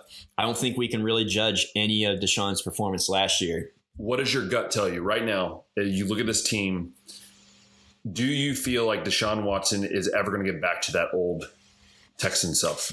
I don't know if we're going to get 4,500 yards and 30-plus touchdowns to Sean, but I will tell you, everything that I'm hearing from camp, from all the typical haters like Tony Grossi and guys like that they're honest about the quarterbacks that the Browns have had as long as we've been alive. And for the first time, we're hearing positive analysis and reports about the Browns quarterback situation. Like Tony Grossi saying that he's loving seeing what Deshaun Watson's doing tells me that Deshaun Watson is probably doing a little bit better than most of the quarterbacks we've had in the past. I just think it'd be awesome to finally watch Browns games and go, just sit back. Because we're always on edge. Like, what's going to happen? Are they going to hold this lead? Are they going to keep this lead? Like, I want to be able to see week 5 or week 6 and go, we're 4-2, 5-1. It would be a new thing for us Browns fans to like be comfortable. And I think we want that. So I think the Browns being another thing that I'm very worried about is our kicking situation. Is York the answer? That's the question. That's always been my question. We spent a 4th round pick on the man. Can we get some kicking that's consistent? That's another question for that. And I'm a big special teams guy, so I like to figure out. On offense, I mean, we just talked about the receivers. I think wide receiver depth is a worry. Yes. Like, let's just say Amari Cooper has some more abdominal issues, or just because he's older ends up getting an injury. Yeah. That means we have to rely on Donovan Peoples-Jones to be our one. And Schwartz. And how many toss up like 50-50 balls did he drop? DPJ dropped last year. Yeah, a lot. And then, I mean, Elijah Moore, I think he's going to be really good. He's going to be a really solid guy in the slot there. But yeah, outside of Donovan Peoples-Jones, then it's like we got Schwartz in there, and then we got Cedric Tillman, who's a rookie, and David Bell, I guess, and then that one guy from the Bears that we picked up that was a special teamer last year. Marquise Goodwin's another one. Yeah. It's just like nothing really there that excites me. But as long as Cooper's at the top and Elijah Moore's second, and all these guys can like play as the 3, 4, and 5, which they truly are, I feel like it could be a good receiver room. Yeah. I got schedule pulled up here, though. We kick it right off the bat with Cincinnati at home and then a road game at Pittsburgh. So both division wins. Implications Both already wins. on the line right Both there. Wins. Both wins, though. I'll take it. We got Tennessee next, who's looking very winnable and very much like a team. Why did Hopkins go there? Very fast. Yeah, because he wants to go to a team with a stable head coaching situation, a quarterback that you can rely on, and a team that's got a winning pedigree. Not anything to do with the amount of money he was offered. True. But Tennessee's that team where receivers go to die, like Julio Jones and Andre Johnson and Randy Moss. And D-Hop will probably be the next, unfortunately. R.I.P., man. But another division game, week 4. We got Baltimore at home. Win. That's 3 home games. I think it's all 3 of those are wins. Out of the first 4. Yeah, and 3 of those. Very reasonably could be a 4-0 start. We get a bye, and then we get San Francisco, which won't have Brock Purdy. Still think it's a Could loss. have Trey Lance, could have Sam Darnold, but we know how good San Francisco is, and I'm picking them to be like a huge contender out in the Also, NFC we're saying this with hope, okay? Just so everyone knows, we're saying this with hope. They go to the Colts, win. Nothing else needs to be said about that when Anthony Richardson's your quarterback. Seattle From Seahawks, a Florida fan. Seattle Seahawks on the road next. Loss. That's going to be a tough game. Loss. Tough road game for sure. We get Arizona at home, which should be a win. We don't win well in the West. We don't. The Browns are notorious for losing terribly on the West. We've lost some bad games on the West, yeah. After that Arizona home game, then it's at Baltimore, and then Pittsburgh at home. I think you end that little stretch with 3 losses. Then a tough at Baltimore, at Seattle, and against Niners. So I think those 3 losses for sure. Then you got a tough couple road games here out west, at Denver, at the Rams.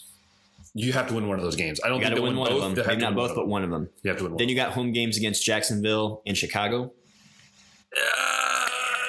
I think both are winnable because they're at home, but because let's be honest, they don't like playing in cold weather, Jacksonville. Yeah. So I think you have a chance there. Then you go at Houston. This should be a win. You host the Jets. Jets might be challenging, but I still think it's. And then you're at Cincinnati to end the season. I think. Man, at Cincinnati, the last game of the season, cold. That could have the division on the line. I think the Browns end up with 11-6 record.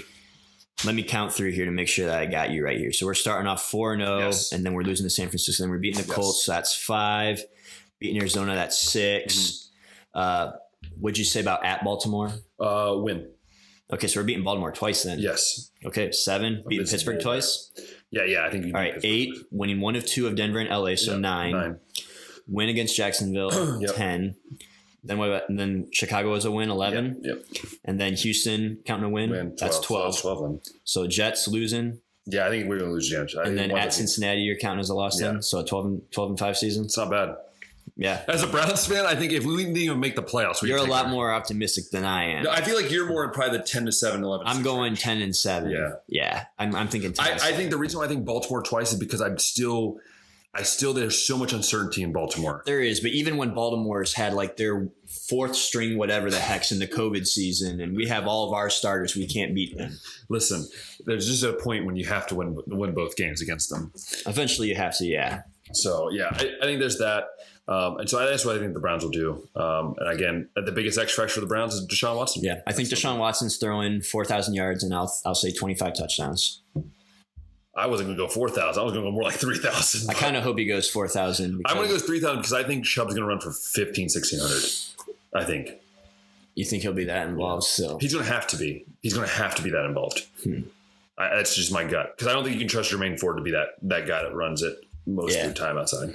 I mean, Deshaun's got another game, too, to throw 4,000 now from the last time they played a full season. So that kind of plays. Yeah, but it's the Browns offense. It's not exactly peak Deshaun Watson, but it's improved Deshaun Watson because I think he got better each game he played last year. He just definitely wasn't himself, and I don't think it's anything you can judge him on. So that's assessment of Cleveland. You're going 12-5. I'm going 10-7. Let's talk about the Ravens since that's been a team that you seem to think is going to be super beatable. Yes, I do. And I'm kind of shocked as to why. Like, I'm not. No, okay, I don't say, when I mean super beatable, I don't mean like it's going to be a blowout. I mean, like, I think it's the one at home for sure is like in my head is like that's a win. Because I think the Browns are at a point when they play at home, they're pretty successful, pretty throughout. They're pretty successful unless they play a really, really good team. I just don't see, like, this is my thing. I don't see the Ravens or the Bengals that far ahead of the Browns. Like, I don't see them as like they are that much better. Because I still think that if you look at the defense, I think the Browns defense and the Ravens defense is about the, like, I don't think much different. I think offensive wise, there definitely is more of, I think.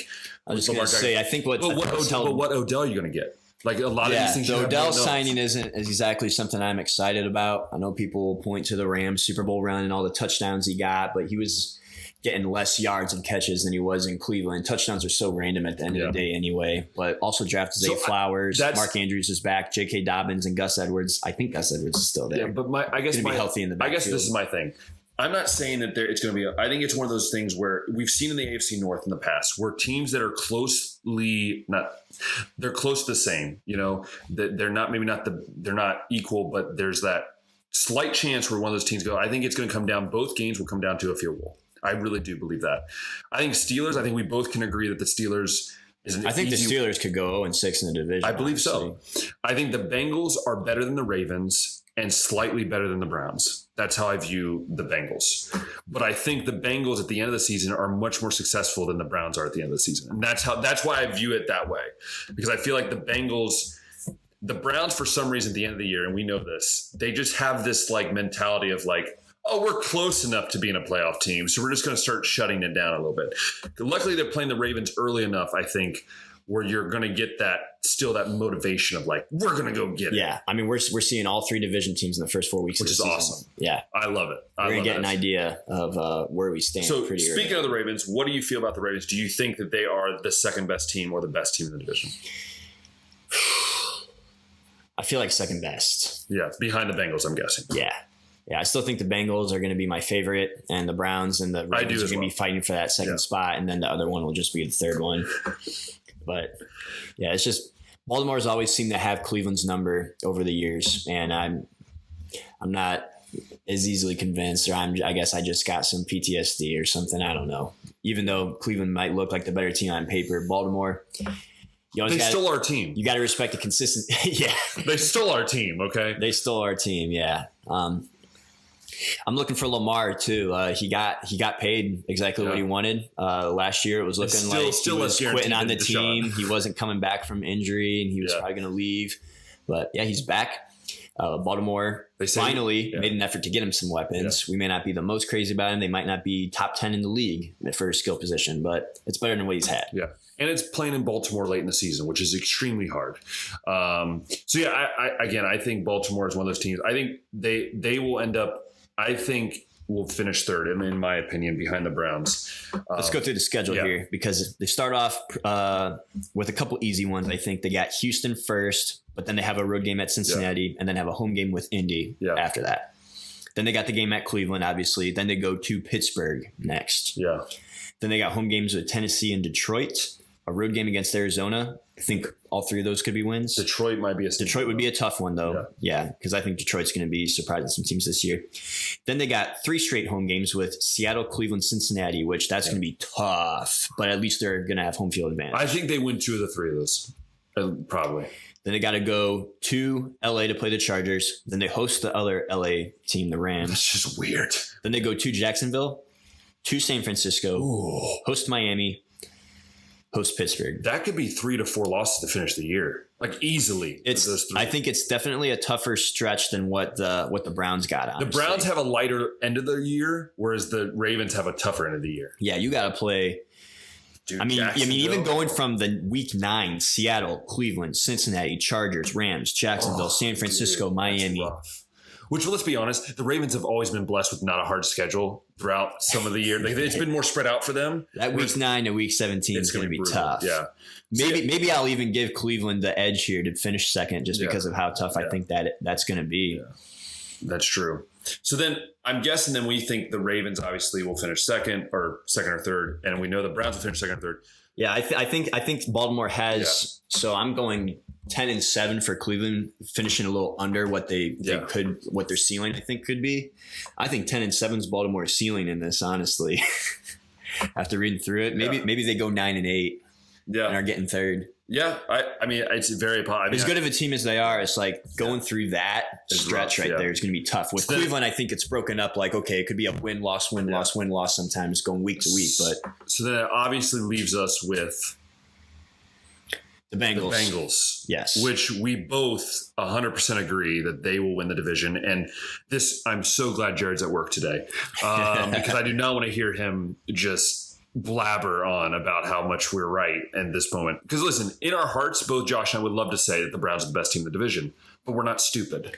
Like we're not dumb. I mean, I'm close, but we're not dumb. All right. So I think Cincinnati has their own concerns to think about, though. Yeah. Offensive line as always, but they did go and get Orlando Brown, which is a huge get for the left tackle. I mean, he's also huge. So, and their defense is going to be good again. Like the defense, they lost some bodies, but I think they're still going to be the same. And you have Joe Burrow and you have Jamar Chase, and you have Mixon. I mean, you have everything you need to win. I think, I looked at their schedule. I think they go 13-3 or 13-4 or 14-3. Because let's be honest, I think they'll lose. I think more likely it's gonna be a 13-4 or 12-5 because they'll lose to the Browns. I think once. I think the Browns will steal one, like they always do. The Browns always steal one. But yeah, I just think overall the Bengals will finish. I think they'll finish in the division lead. I don't think they make the Super Bowl by any means, but I think they make it pretty far again. Yeah. The road game at Cleveland to kick it off, and then a home game with Baltimore and the Rams to start things off. Then they go to Tennessee and Arizona, and then host Seattle before getting a bye. Then they go to San Francisco and host Buffalo. Yeah. That's going to be a tough back-to-back right there. Yeah. Houston at home next, at Baltimore. Host Pittsburgh, at Jacksonville, host Indianapolis and Minnesota, then go to Pittsburgh, to Kansas City, host Cleveland to end the year. Yeah, I think that's an easily 14-13 win season. Yeah, I think San Francisco will be a tough game. I think Buffalo will be a tough game. Kansas City will be a tough Kansas City will be a tough game. That is a team that I think the other three in the division Jaguars might be tough. Yeah. And they might lose a game to the Browns. I'm with you. I'm going to go ahead here in my head and really quickly calculate what I have them at. I'm looking at that. I have them at 13-4. At least that is what the Ben Bowden gut tells them, which obviously means is correct 1,000%. But yeah, I got 12 wins here. I'm going 12-5. Yeah, so I mean, I think they're going to make the playoffs. They'll make it pretty far, but again, we'll see what happens. Like in general, like we can't be 100% certain, left or right, but I think that, and I can think with the Steelers, and you look at the Bengals, and you see the Steelers. I never would have thought in our lifetime, Josh, that we'd be talking about the Bengals and the Browns fighting for the chance to win the league, the division, and the Steelers are not even in the picture, because I really believe the Steelers might be a 5-win team this year. It could be that way. If they go 0-6 in the division, like you insist they will. I think they will. They open the season against San Francisco at home. Loss. Then their two most winnable games are next, but they're on the road. So they're at Vegas and at Houston. They lose at Vegas, win against Houston. So that's one win. So they're 1-4 to start the year. Then they're 1-5 because Baltimore's next. Yes. At the Rams. Loss. 1-6. Jacksonville at home. Loss. 1-7. Tennessee at home. Win. I'm going to give them a win there. All right, so 2-7. Yeah. 2-7. Then Green Bay at home. Loss. 2-8 at Cleveland and Loss. Cincinnati. So back-to-back loss. That's 2-10 right there. Yeah. Are they beating Arizona? Yes. Kyler Murray might be back by this point. But this is December. I still think so. All right. 3-10. Home game with New England. Loss. 3-11 at Indy. Win. All right, so that's 4-10. 4-11. 4-11. No, that's 14 games. So 4-10. 4-10. Yep. Yeah. Cincinnati, so lost 4-11. At Seattle, loss 4-12, and then at Baltimore, 4-13. 4-13. Who would have thought Pittsburgh Steelers 4-13? No one would have. That's going to be crazy. Yeah. We all are going to get so much hate. We're going to. I'm not on the 0-6 in the division train like you are. I think they might be able to steal one or two. I think they'll steal one or two. So again, that puts us at the 6 mark. I think they take the Vegas or Houston. I think that it's definitely a losing season, though. I think this is Mike Tomlin's first losing season. Bye-bye, Mike. Bye-bye. You gone. You gone. You ain't come back. You gone. You gone. If it has indeed been just we aren't making the playoffs. We aren't winning the division, but we aren't sucking. But we don't suck. So then once they do suck, it's like, okay, well, now we aren't winning playoff games. We aren't winning divisions, and we suck. It's time to go. Time to go. Which is crazy. Bill Cowher comes back. It's crazy because Pittsburgh's been that franchise everybody talks about. Has only had 3 head coaches in the last 70 years. It's because they're way too loyal sometimes. Been a model of consistency. They are very loyal, yeah. Like they have more. If Ben Roethlisberger hadn't retired, he would still be the quarterback. I'm positive on that. Have you ever seen that Madden thing where they played in the future like 20 years and Ben Roethlisberger's still there? He's like 48 years old. He's like 50 years old. He's still there. So that's just the fun fact of the day. But no, I think it's going to be a great season for the AFC North. I think we hope the Browns make the playoffs. We hope they win the division. But we're trying to be honest here on the Baseline Podcast. That's what we are, honest. Most of the time. But no, in general, that is the craziness. But I want to finish this. I want to finish this episode with a quick top 5, not a long top 5. Okay. Quick top 5. I was just at a Reds game. So we're going to go to baseball. I was just at a Reds game. The baseball route. Yeah. Baseball route. What is your top 5 things that things that happen at different ballparks? So like for me, like when you say things that happen, are you talking about what the teams do, the home team does to like energize the fans, or specific events that happen during a ball game? Okay.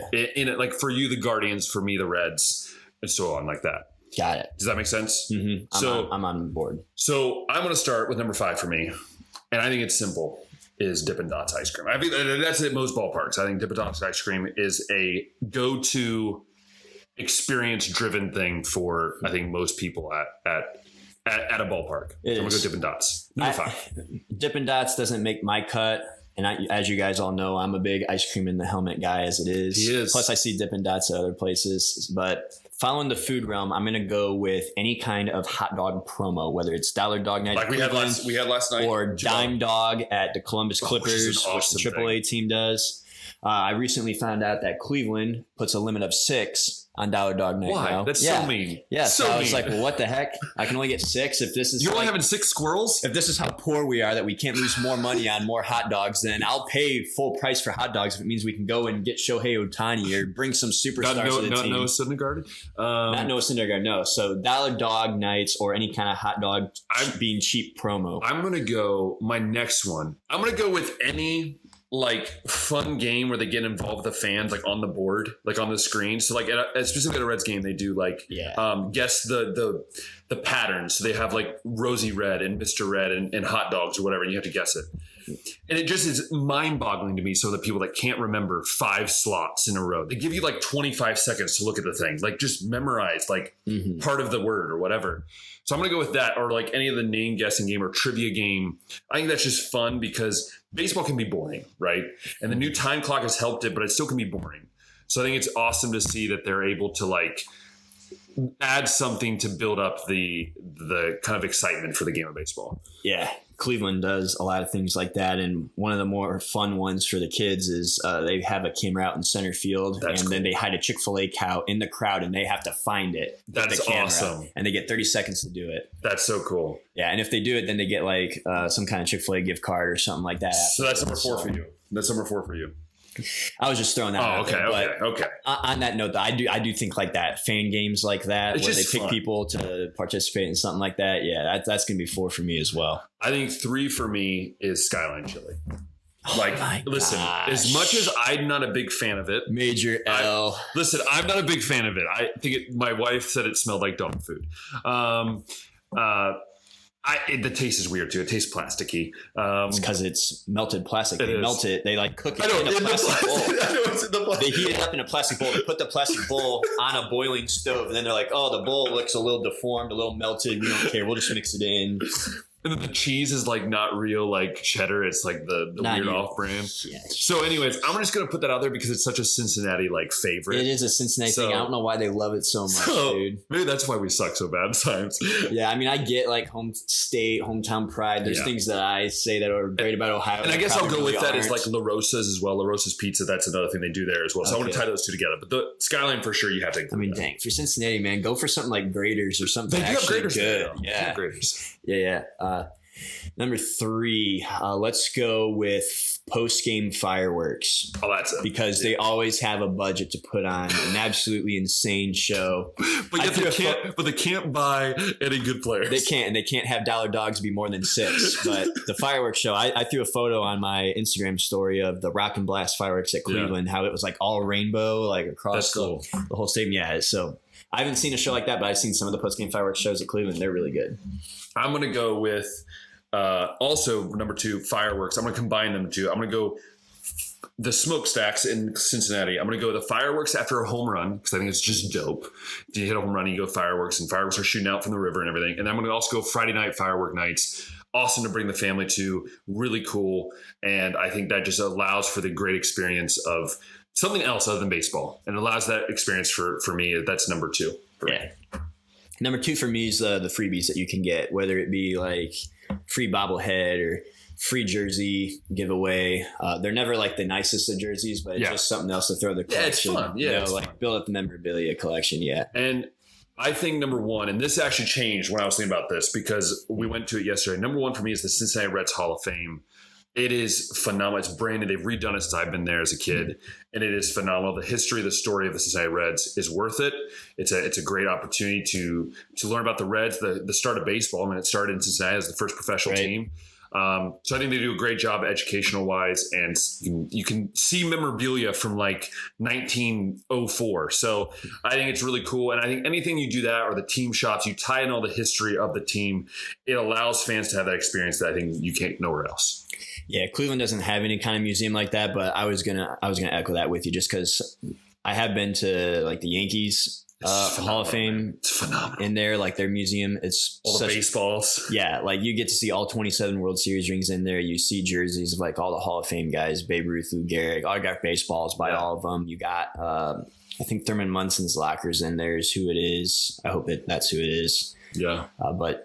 Yeah, any kind of like cool stuff like that. Like Cleveland's got like some statues of some of the guys. Like they got a Frank Robinson statue, they got a Jim Thome statue, and a couple of things like that. Out in the outfield, you can see plaques of some of the better players that have come through Cleveland and part of like the big teams in the 90s and the mid 2000s. But yeah, not a whole lot of museums in Cleveland, but when a stadium does have like a really nice museum, it's memorabilia collection, that's number 1. Adds points. I geek out over all that kind of stuff. I'm a nerd. I was a nerd yesterday. But no, it's a great time. And Josh, I'm so glad we got to do an episode in person. And just for all you to watch, I will say this, we will have some bonus things that are going to be happening as content. We're here. So just so you know, that will be happening. But we want to thank you if you've been watching on YouTube or listening on Spotify. Thank you so much for watching on YouTube. Make sure you hit that thumbs up button, subscribe button, and that notification bell. And if you are listening on Spotify, share it with your friends and family. And as we always say, until next time, we'll see ya.